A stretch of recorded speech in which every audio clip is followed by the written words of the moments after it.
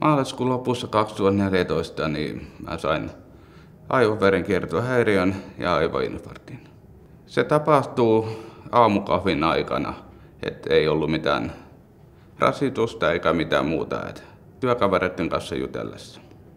Juha sai siinä aamukahvin yhteydessä niin yskän kohtauksen, mikä sitten hetken kuluttua johti siihen, että hänen toinen puoli kasvoistaan muuttui vähän ilmeettömämmäksi ja mies itsekin muuttui hieman poissa olevaksi.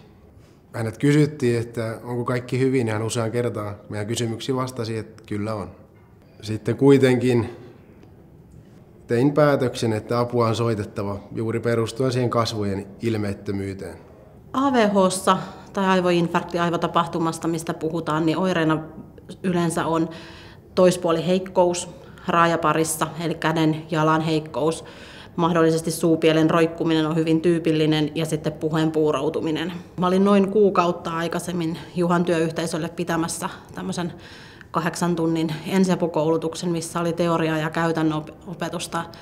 Enkä silloin toivonut, että ne opit olisi ihan tarvinnut näin nopeasti ottaa käyttöön, mutta onneksi olin käynyt ja ihmiset siellä työpaikalla osasivat sitten toimia tosi hyvin ja hienosti. Työkaverit tosiaan toimi tosi nopeasti, tosi hyvin ja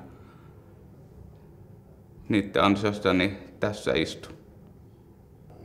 Tunne on helpottunut, että kaikki on mennyt niin hyvin Juhalla ja on helpottunut siitä, että en ollut tilanteessa yksin ja myös sitä kautta, että Juha ei ollut yksin. Eli meitä toimijoita oli siellä hyvin paljon.